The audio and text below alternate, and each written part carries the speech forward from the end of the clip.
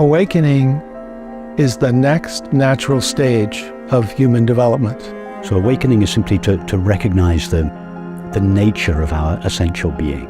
It's not some weird, mystical, religious experience that's only available to the few. It's available to everyone. What we essentially are is already fully awake, fully aware.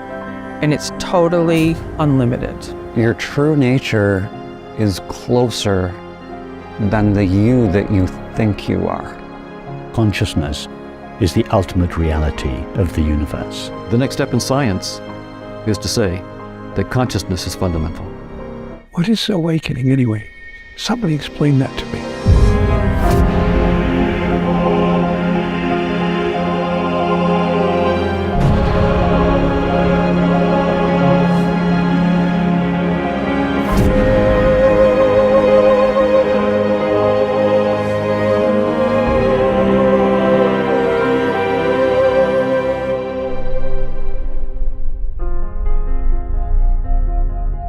What is awakening?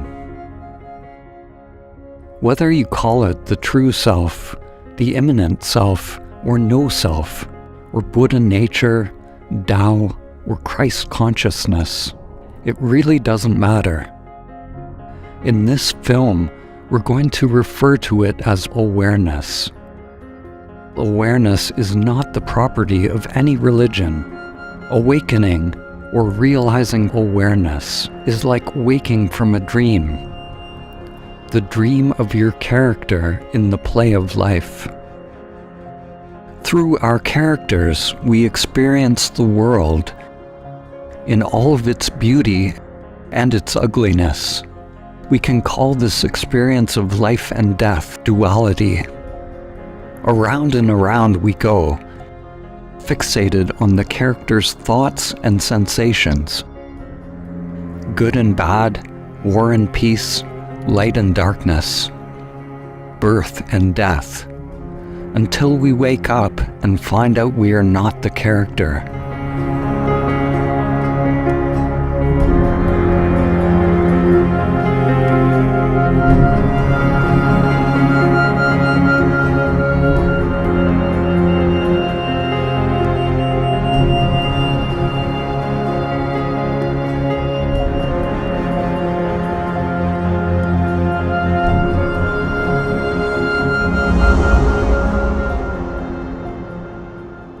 In this film, we are extending an invitation for you to directly experience your true nature, to find out directly, not intellectually, who are you? We will repeat this invitation in different ways. When inquiring into who you are, let everything be exactly as it is. Don't move the mind to make something happen, or to find some answer on the level of mind. And yet, don't try to push away the mind. Simply intend to directly experience who you are, letting the mind be a don't know mind.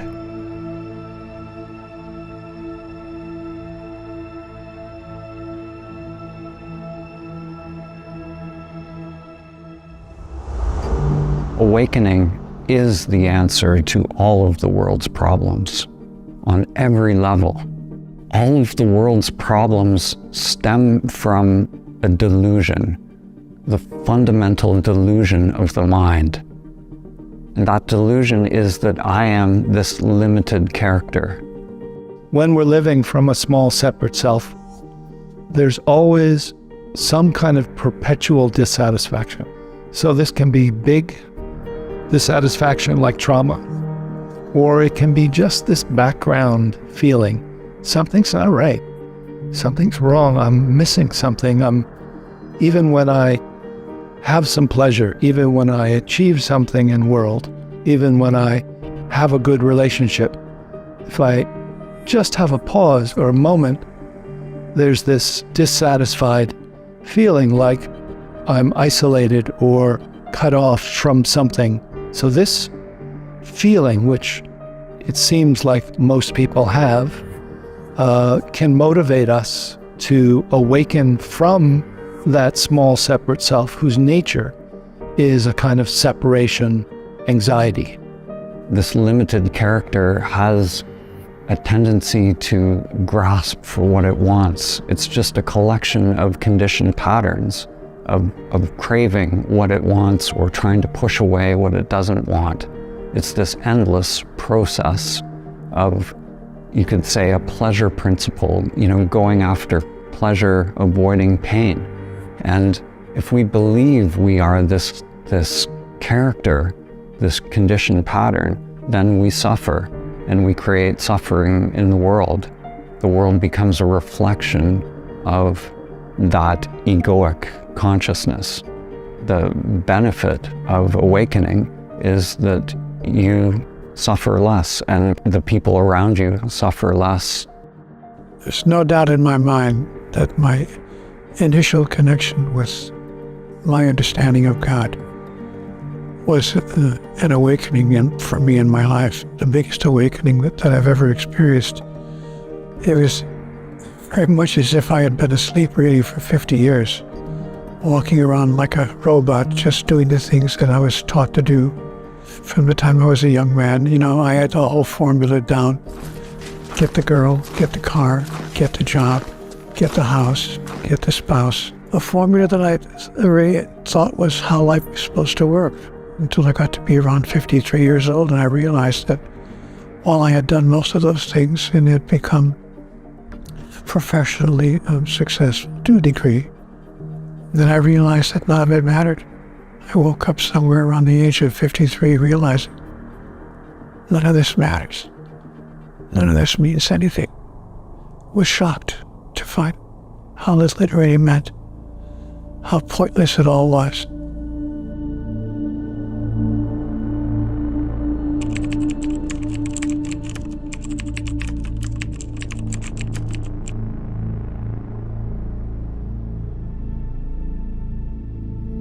When you stop following the script that has been laid out for your character, the one inherited from parents, society, and biological conditioning, then new dimensions open up within the game. The path opens up. But it is not a path to reach some destination.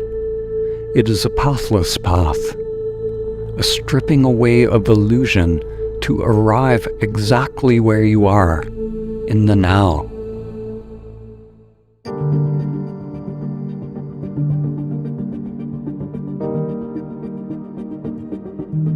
My name is Rupert Spira. I speak about the essential non-dual understanding that underlies all the great religious and spiritual traditions. And I write and lead guided meditations and have conversations whose purpose is to lead to an experiential recognition of this understanding. Understand that the peace and the happiness for which we all long above all else can never, by definition, be found in objective experience. It can never be provided by objects, substances, activities, and relationships. I would suggest understanding that clearly and not spending the rest of one's life seeking fulfillment where it cannot be found. Anyone who is watching this movie is doing so precisely because they have either understood or at least intuited that the peace and happiness for which they long cannot be found in objective experience, and have begun this investigation into their true nature.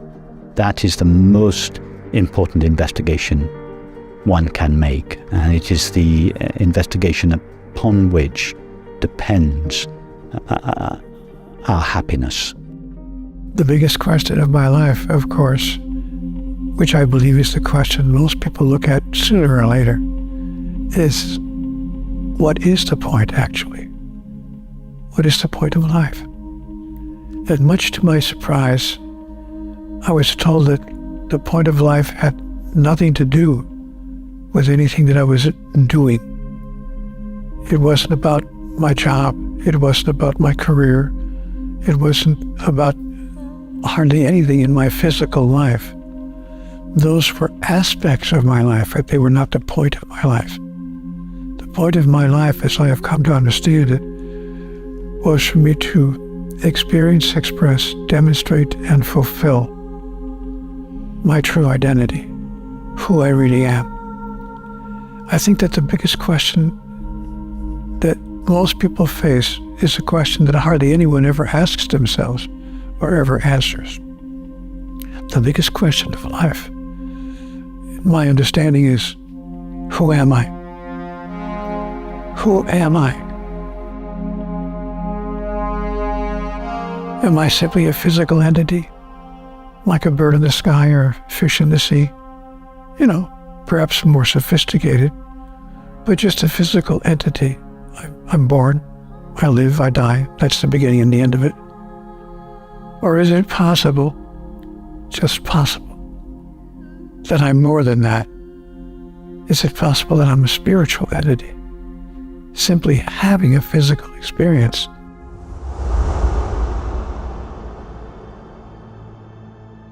Every experience in your life has brought you to this one universal question. Who are you? Don't look for an answer with the mind. Let everything be exactly as it is. Who is aware of the mind? Feel everything that comes up. Who is aware of those feelings? Have a complete experience of everything that comes up as a result of your inquiry.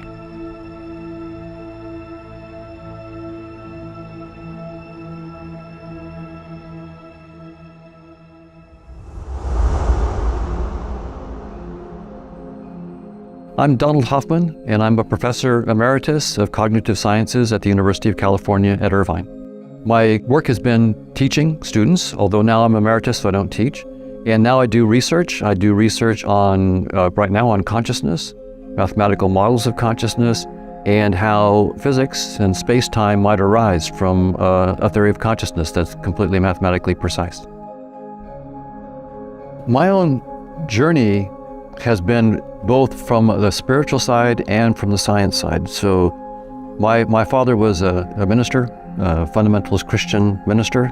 So I got that, on Sundays, and I got science at school, and they conflicted, right? The stories I was getting were contradictory. And so as a teenager, I realized I needed to figure things out for myself. And I decided the question I wanted to answer was, are we machines? Are people just machines or not? I mean, from the physicalist point of view, we would just be machines. From a spiritual point of view, we wouldn't be machines. It wasn't precise enough to say what we would be. And so I decided to ask the question scientifically, are we just machines? And the best way I thought to do that would be to study artificial intelligence. And so I went to MIT and was in the artificial intelligence lab studying artificial intelligence, and also in what's now the brain and cognitive science department studying the human side of things, because I wanted to do both. I wanted to study what can machines do and what's special, if anything, about humans and human neuroscience. To answer that very question, are the spiritual traditions right? Are we more than just machines? Or is the physicalist scientific point of view right? And we are just machines, and consciousness is just an artifact of brain activity. The scientific materialist paradigm that has been predominant in the last century denies the existence of anything beyond the physical, anything that cannot be verified by the scientific method. Science is at an impasse. It cannot move beyond the paradox that is fundamental to quantum physics, which brought it face to face with the observer, with consciousness itself. Likewise, religions are for the most part functioning only on the level of belief. They've lost their original purpose, which was to lead to direct experience of the truth of who and what we are. The split between science and spirituality has rendered both impoverished. Religions and spiritual systems desperately need rigorous methods, which can be shown to create conditions for awakening to happen. And science desperately needs an openness to the possibility of something beyond the physical. It is not about giving up religion or science, but about going deeper, being willing to change ourselves so that we become a better tool for investigation. We are the ones doing the experiment and the experiment itself. Religion has been the language and the container of these traditions of meditation, spirituality, that have been written down and passed on through the generations. Now, certainly there is some language that is very literal, which divides religions and divides cultures when things are taken literally. But if you feel the spirit of religion, you can follow the thread back to authentic awakening. Anyone has the potential, whether they have belief or no belief, because awakening is inherent within our human consciousness just by our human birth. So whatever you call it and whatever language is used, there's certain principles that seem to be the same throughout these different religions and spiritualities and meditation traditions. When I was younger, this understanding was mainly available in the Eastern spiritual traditions. It was available in the Western traditions, but it was so disguised and codified in those traditions as to be almost inaccessible. So many people of my generation went physically, or at least intellectually, to the East to find this understanding. And Eastern culture, by comparison with Western culture, is exotic.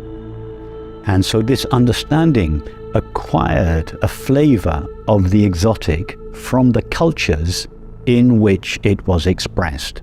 And many people, myself included, thought as a result of this that there was something exotic about the non-dual understanding, that it required some extraordinary way of life. You had to give up family life or grow your hair or get a special name or subscribe to some kind of teacher or tradition or engage in strange practices. All these kind of things which had nothing to do with the core understanding, and they were to do with the culture in which the understanding was expressed at a particular time.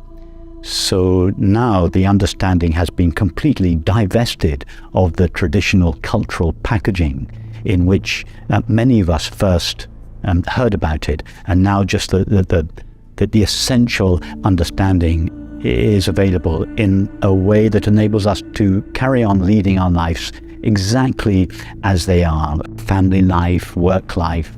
It's not necessary to make any external changes in one's life. The challenge we have on this planet is that we think there's more than one essence.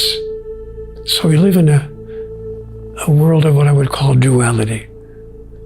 There's male and female, black and white, big and small, fast and slow, up and down, here and there, before and after. But in fact, there's only one thing. All things are one thing. And there is only one thing. So it turns out that when we look deeply at everything, we see that here and there, big and small, fast and slow, up and down, left and right, male and female, are all the same thing, simply expressing different characteristics, but in no way separate from each other. I believe that all of us are individuations of God. I believe that God exists in, as, and through every human being, and for that matter, every sentient being in the cosmos. So I see then that I am in relationship to God as a wave is to the ocean. The wave is no different from the ocean. It's simply an arising of the ocean in individual form. And when that individuation is complete, the wave recedes back into the ocean whence it came, to arise again on another day. And so I believe that we are all individuations of divinity. And when we see everything as divine, we change our relationship with everything, and everything becomes different in our experience. That's how the world changes.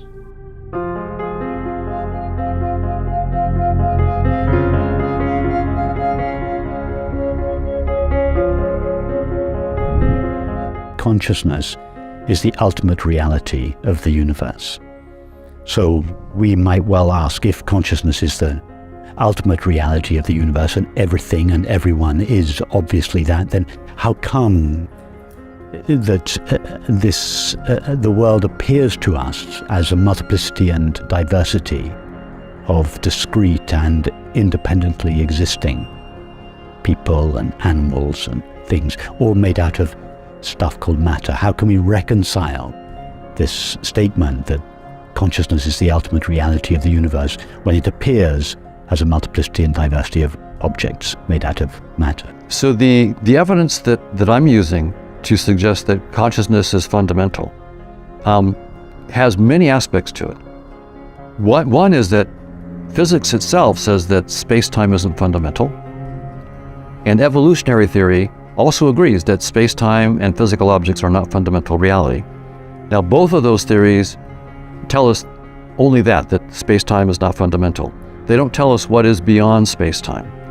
And so my argument is that what the physicists are finding beyond space-time, they're finding mathematical structures, but what those are about is not really clear. What is this realm beyond space-time about?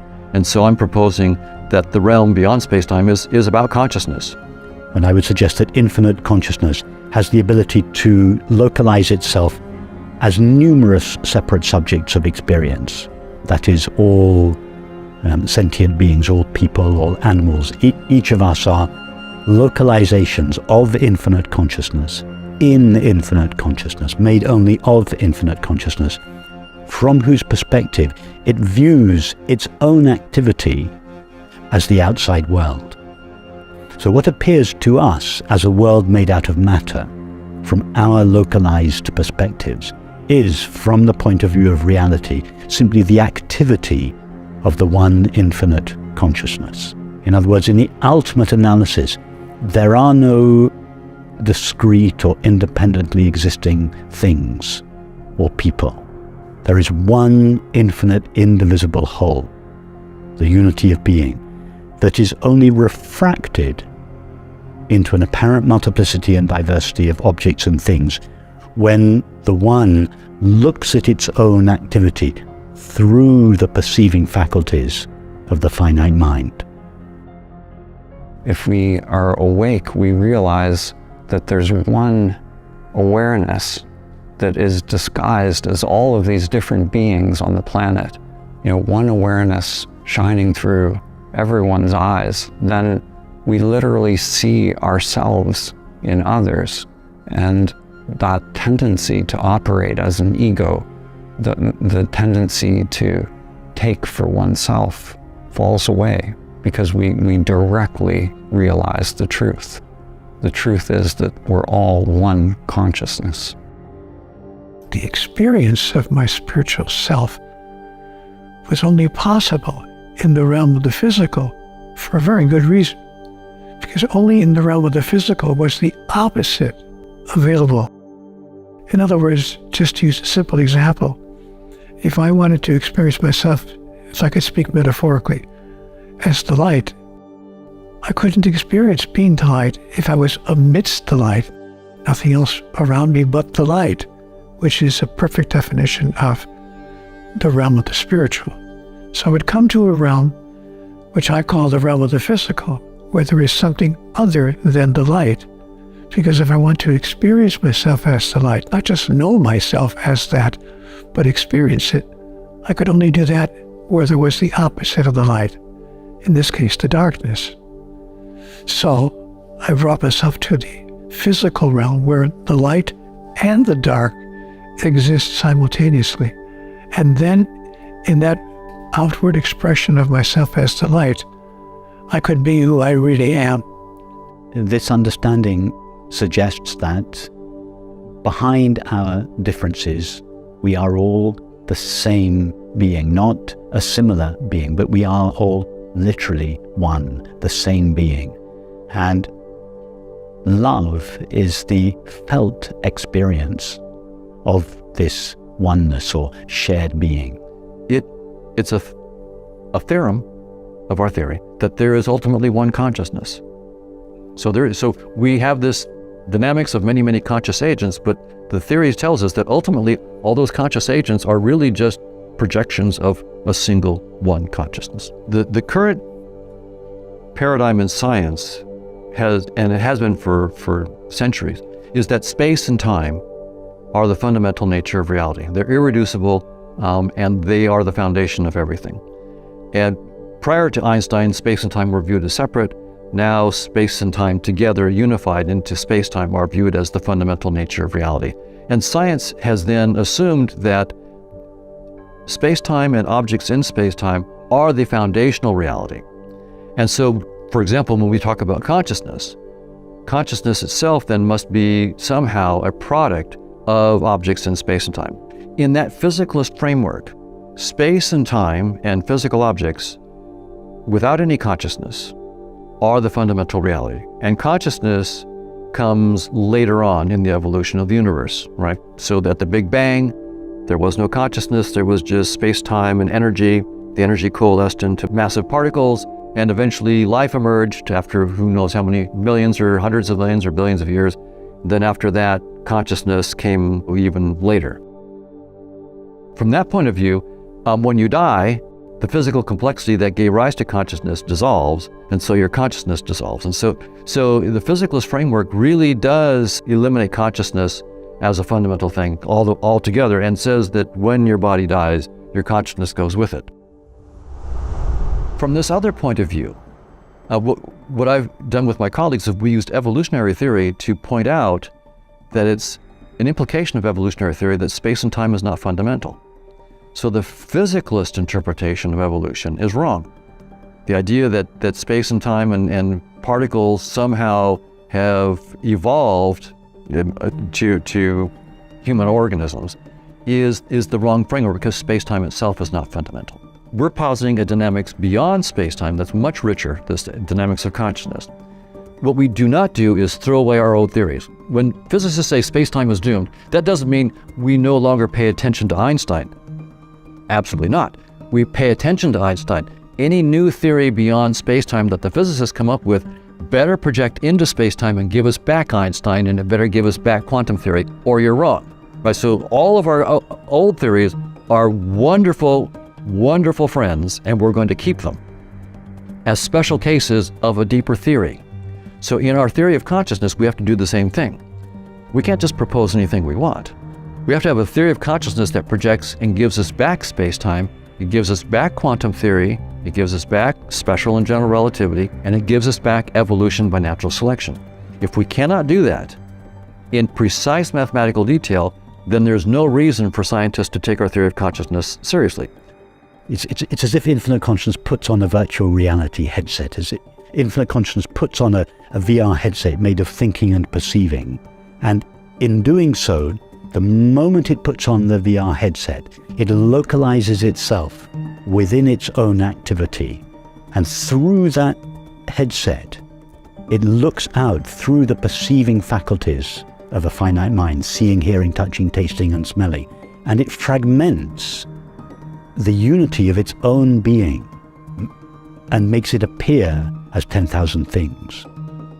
What I'm suggesting is that there is very much more to the universe than the finite mind. I'm not suggesting that the universe only appears in each of our finite minds. The universe exists outside of our finite mind, but inside consciousness. But it is the limitations of our finite mind that give the universe its appearance. So when we look out at the universe, we're seeing the reality that exists prior to its being perceived. But we are seeing it through the lens of our perceiving faculties, which gives it its appearance. So the idea of awakening in many spiritual traditions has been the idea that what we have taken as reality, objects in space and time, our physical bodies and so forth, is not the final reality, that there's a much deeper reality, a reality of consciousness that transcends space and time and physical objects, and that we're not divorced from that reality. That reality is, in some sense, the essence of what we are. And so awakening is awakening from the illusion that I'm just a little body in space and time to the fact that I'm, in fact, the author of everything I see inside of space and time. I create it on the fly as I look and perceive.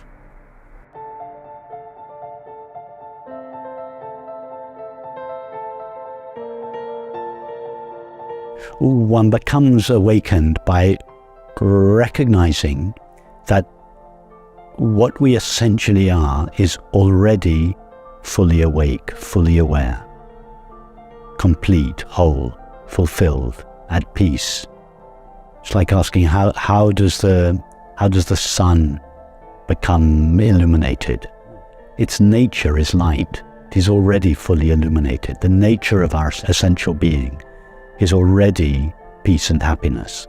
It's not clear to us all because our essential being is so thoroughly mixed with the content of experience that its innate peace and happiness is dimmed by experience. And for that reason, we think that our essential being needs to be enlightened. No, our essential being doesn't need to be enlightened any more than the sun needs to be lit up in the early morning. The sun's always shining with the same brightness. Our essential being is always shining with the same peace and joy. But that peace and joy are dimmed by the agitation and lack that characterizes our thoughts and feelings. There's no person that awakens. So the I that awakened, I awakened from this Dan structure at a meditation center. It was a Zen center. We were doing a Zen sesshin, which is a long period of intensive practice. So Zen is amazing for creating this container where there are these conditions of no escape. So the Dan character that had learned meditation, the Dan character had been doing all this meditation, this doer of meditation realized that it couldn't awaken. It's like all the meditation tricks, all the practices that had been learned were of no use. It got to the point where that character who was trying to awaken failed to awaken and had to fail. The character that I'd been living, the character that I'd been playing all my life had to let go or die. And what was left when that character, when there was no doer, when there was no meditator meditating or doing something called meditation, what was left was my true nature, or me, just me. When we awaken from this small, separate sense of self, it's not that we're killing the ego or we're fighting it. It's actually we're allowing it to semi-retire from its job of ego identity and then relax to be part of our team, part of our consciousness. And this gives us a sense of freedom immediately, that we're not looking at the world through a small lens, that we're open-hearted and open-minded in a way that's expansive and yet at the same time more intimately connected. Enlightenment is not about becoming awakened. Nobody becomes awakened or enlightened. It's a recognition of the light of pure knowing, whose nature is peace and happiness, that we always and already are. My name is Lisa Natoli, and I'm known as a spiritual teacher. I teach about healing and awakening and transformation. Awakening is the recognition of your true nature, and it's the realization of what you really are, which is consciousness. And consciousness is just one word for many words that people use for awareness, life, love, God, light. It's like waking up to the recognition that I'm not this body, that I am that which never dies and that which is never born. And the easiest way for me, that was a very difficult idea for me. I've been on a spiritual path since 1992. I started with A Course in Miracles. I studied it religiously. I mean, I was someone who was so committed to knowing the self, knowing God, waking up. I couldn't get it because I was under the belief that awakening was something mystical, that something would happen, that something would occur, and it would be like Jesus or Buddha or all of these enlightened masters. And it wasn't happening for me. I couldn't understand, like, why am I so committed? And I'm having deep moments of peace and happiness and joy, and still struggling. I started to realize the simplicity of our true nature, which is awareness.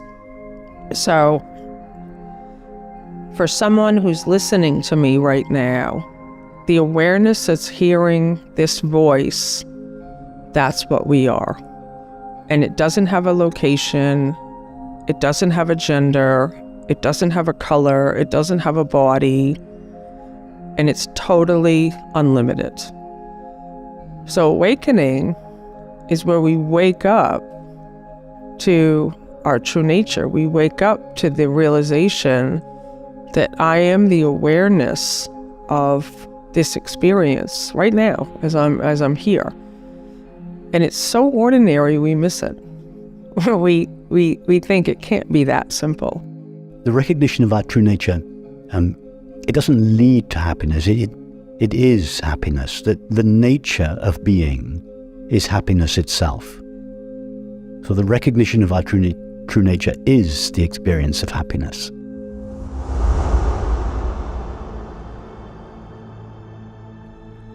Who is aware in this moment? The mind will look for something or try to complicate it. You already are that which the mind is looking for. The mind will always miss it, so don't look to the mind for an answer. Don't push away your thoughts, and don't get caught in the thoughts. Simply let go of the interest or attachment to thoughts, ideas, and beliefs. Intend to directly experience who you are. Don't try to negate the mind or to achieve some state.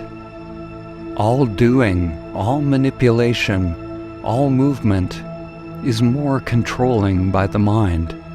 Allow the mind to be as it is.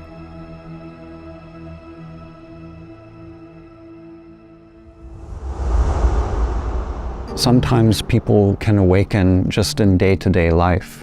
They don't necessarily need practice. So sometimes things will happen in life where there's an interrupt in the pattern of view, and there can be a spontaneous awakening.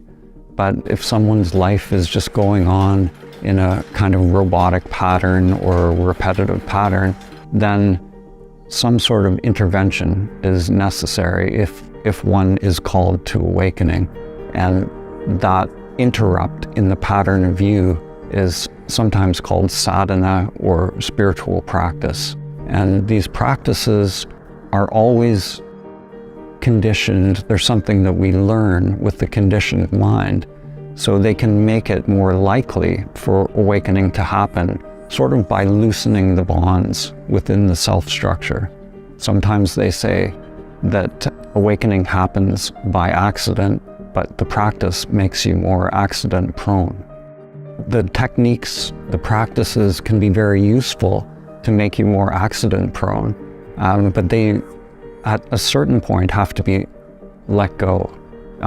Because if the mind is continuously doing some practice or something, then the mind has the reins. The mind is in the driver's seat.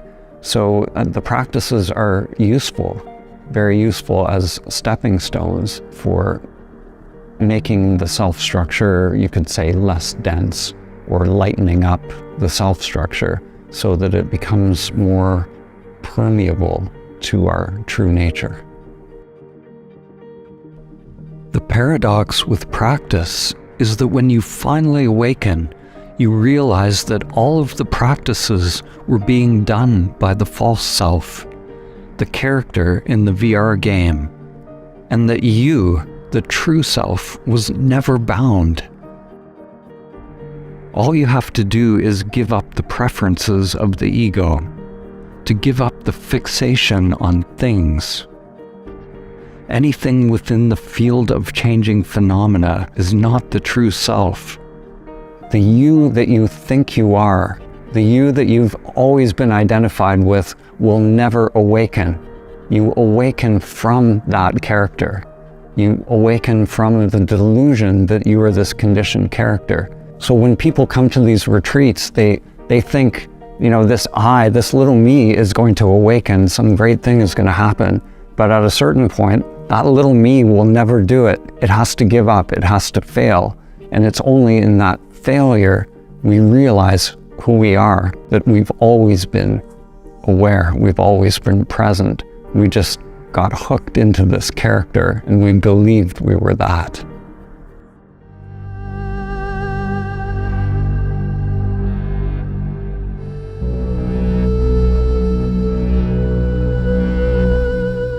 I started my spiritual search in the classical Advaita Vedanta tradition, which was a devotional path that involved mantra meditation, which I practiced very diligently for 20 years.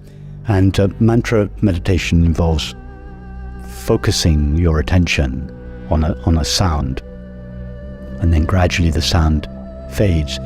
However, it was really when I came in touch with the direct path that my spiritual search really reached its culmination. Because in this direct approach, we don't give our attention to any object, however subtle, for instance, a mantra, a sound, the breath.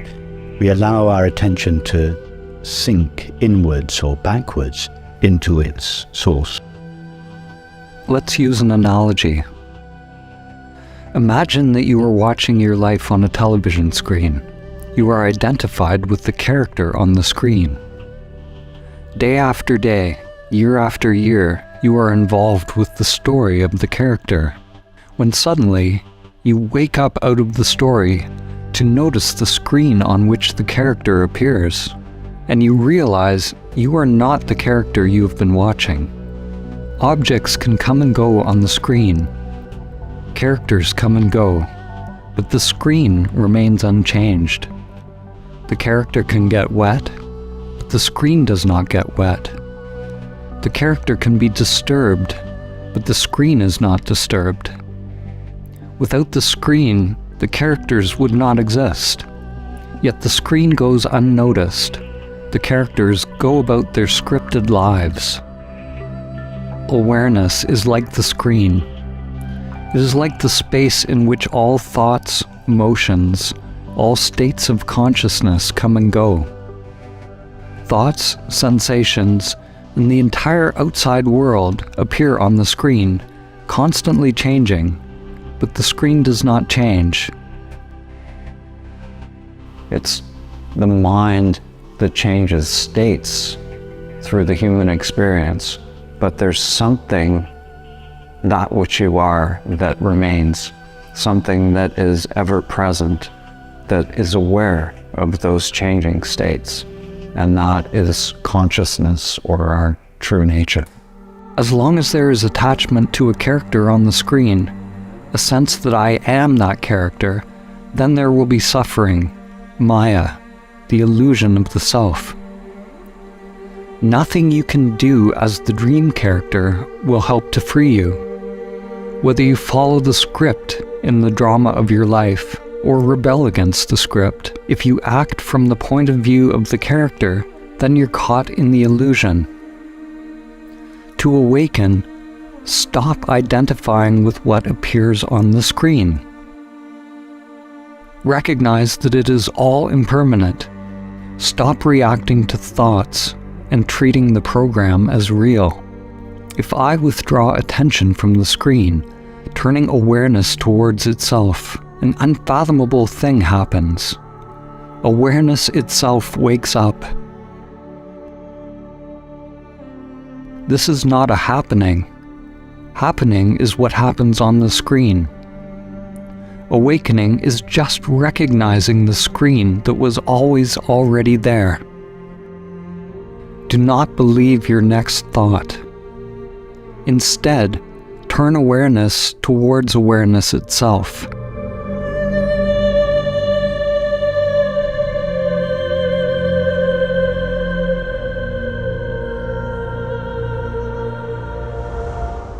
I have always been myself. My sense of myself runs throughout my life. It remains consistently present throughout my life.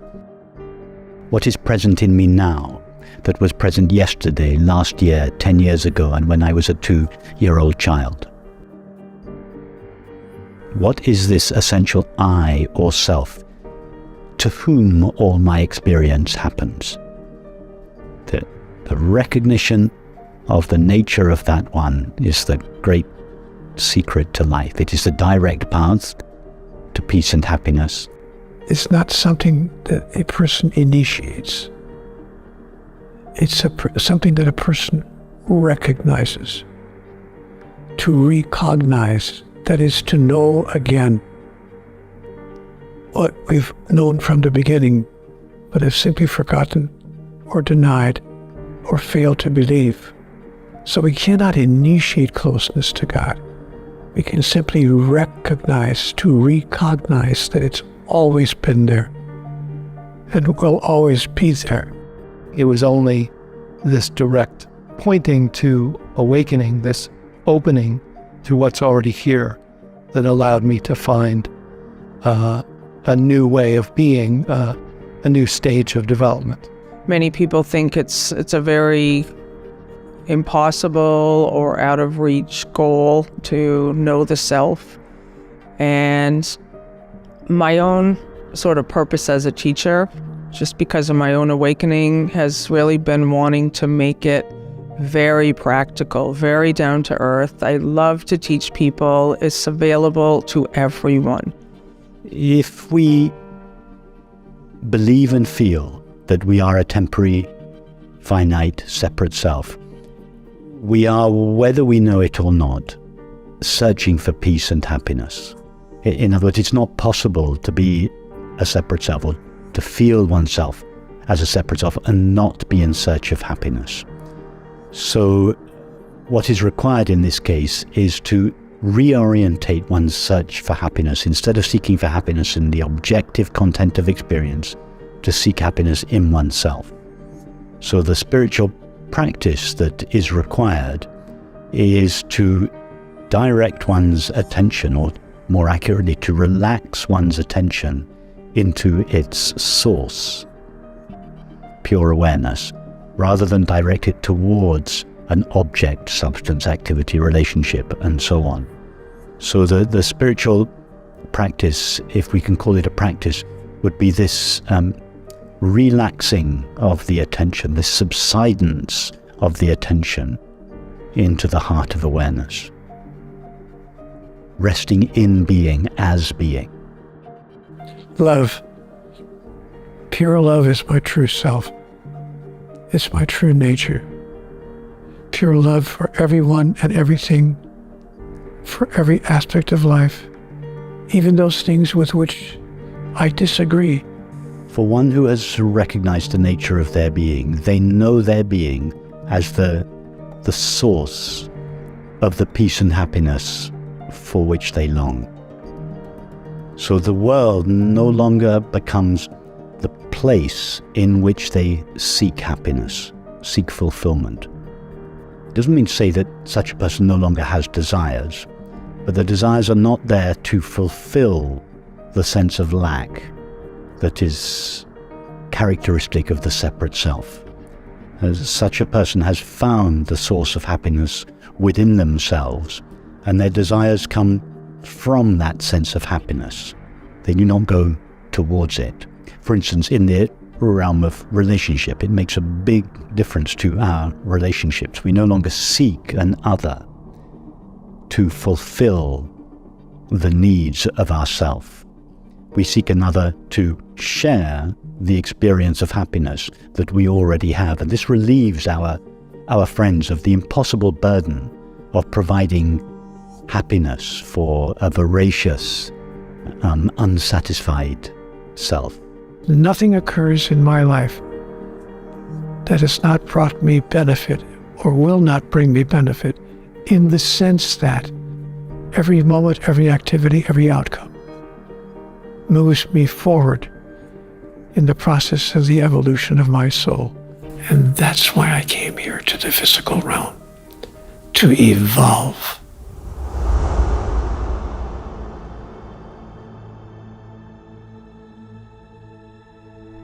Remain open.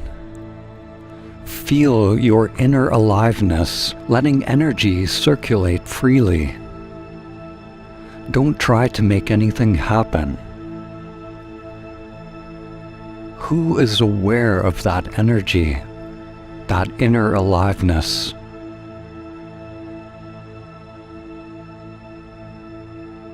Notice the mind's tendency to control and manipulate, to get involved.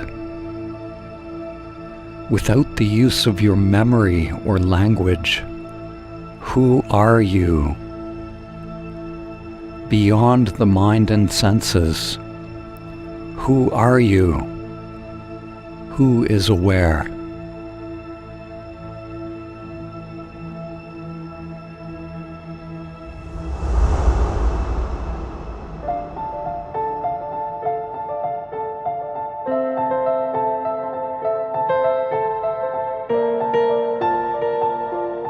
Many people who are hearing these ideas for the first time, they've never even heard of the idea of the self. In my mind, there's two different camps of people. There are those who are on a spiritual path and they have heard this idea. They're trying to reach the self. They're trying to be the self. They're seeking, they're searching. And then there's other people who have just been living their life. They've never heard of these ideas before. They've never heard of know thyself. And many people think know thyself means know the body, know yourself, be authentic. What it really means is to know thyself, is to know what you are in truth, to really know your true nature.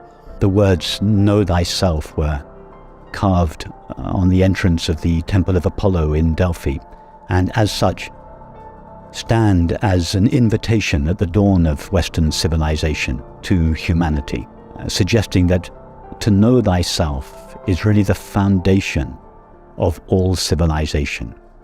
Why? Because our self stands at the center of all our experience. Whatever we are experiencing, it is we who are experiencing it. Whatever we think and feel, our thoughts and feelings arise on behalf of ourself. Whatever activities and relationships we are engaged in, we engage those activities and relationships in service of ourself. So our self stands at the center of our experience. So what could be more important than to know the nature of ourself. And would it be possible to know the nature of anything else if we do not first know the nature of that which knows it? I think awakening is about ending the nightmare and stepping into the dream. What by that I mean, we desert or finally abandon the nightmare of what we've been told about life, about God, and about ourselves. And we step into the dream of our grandest notion. I often ask, what do you think your life would be like if you found yourself stepping into the highest, grandest, most wonderful thought you ever had about God and about life and about yourself? So this recognition of our true nature is not only the recognition that brings our desire for happiness in the world to an end. It is also the recognition that enables us to live in a way that is consistent with the understanding that at the deepest level, everything and everyone are one. This understanding would bring kindness, compassion, justice, tolerance, understanding into our society. Our society would be revolutionized by this understanding. As humanity lets go of ego-based approaches, then science, religion, politics, and economics start to reflect the perennial wisdom. Whether it is the native traditions who realize great spirit in all things, or the Egyptian Kemetic traditions who describe the human evolutionary journey from the lowly scarab to a one source. Or when we hear the words of the mystics of the Christian, Hindu, Muslim, or Buddhist traditions, or the teachings of Plato and Plotinus, we find that those who have realized their true nature speak of groupings of conscious agents. Of course, they use the language of their culture and times to express the one perennial truth. Science is now starting to see not a world of unconscious particles and fields, but a universe made of conscious agents. Something new is emerging in the world of science. As Nikola Tesla said, the day science begins to study non-physical phenomena, it will make more progress in 1 decade than in all the previous centuries of its existence. That day is today.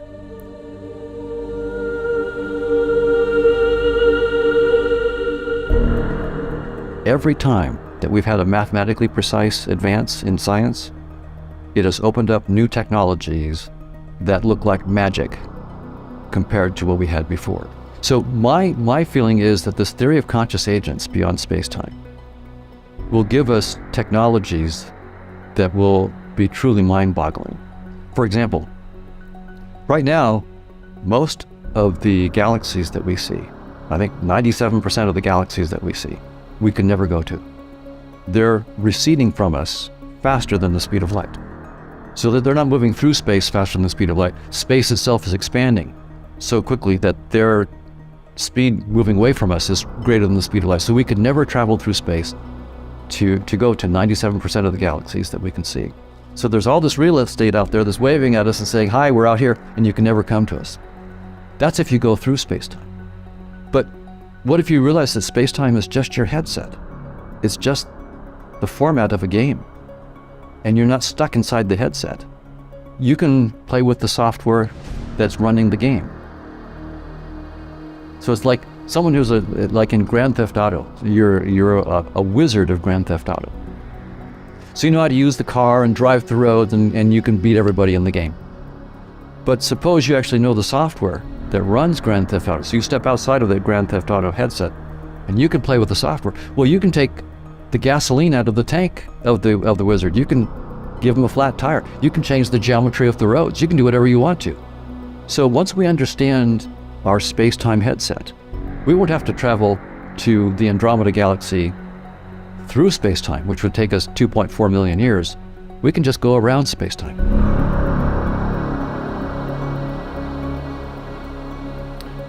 I see the world around me as stepping into a greater expression and experience of what it means to be human and what it means to be an aspect of divinity. But I don't think that we have an endless amount of time. I get a sense that time is running out, that it's now or never time. I think we're on the right path. I have a sense of optimism that because of the kinds of opportunities that we see today in the world to communicate powerful and important ideas, ways that we didn't have even a few years ago, are creating the possibility that we can get to that place of critical mass, that we can reach critical mass before our time runs out. But we would be mistaken if we think we have an endless amount of time on this planet. When each individual disidentifies from their conditioned character, then they're no longer acting as an egoic entity. And that brings about a transformation on the planet. This brings a new Earth. But life as we know it right now on this planet, I think we need to make some changes and make them quickly, dramatically and radically, if we want to see the tomorrow for which we've all dreamt. So could this understanding become mainstream in our lifetime? Why not? Yes. The challenge we have right now is nothing is working. And the time has come for us to stand up and say that's true.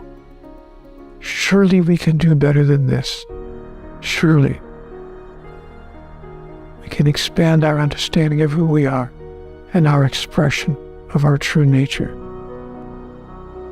We need to pay attention to our environment, to our politics, to our economics, and to our spiritual process on this planet.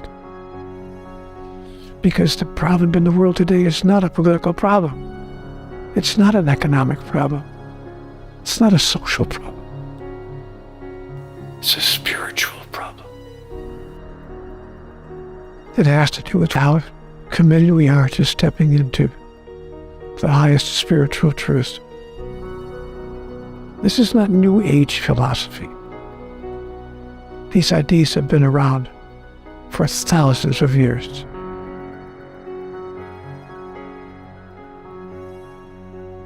The perennial wisdom has been expressed through countless traditions and cultures, and like awareness itself, has always been hidden in plain view. In Christianity, the Gnostic Gospel of Thomas contains direct pointers to our true nature.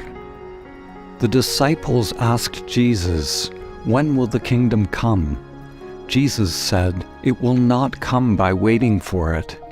It will not be a matter of saying, 'Here it is,' or 'There it is.'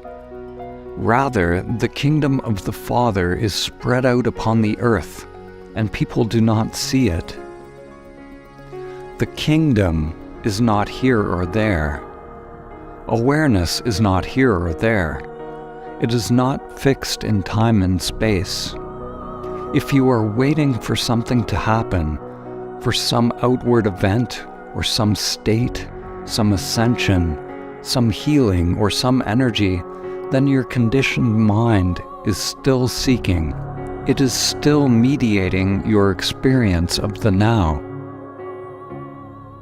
In Buddhism, they say samsara, the world of suffering, and nirvana, the world of liberation, are not two separate worlds. They are one and the same.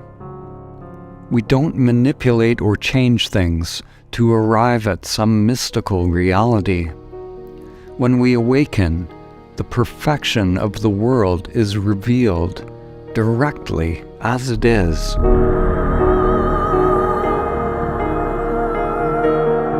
Is it possible to simply be here and now in this moment, unmediated by that seeking mind? Is it possible to be okay with this moment as it is? to simply be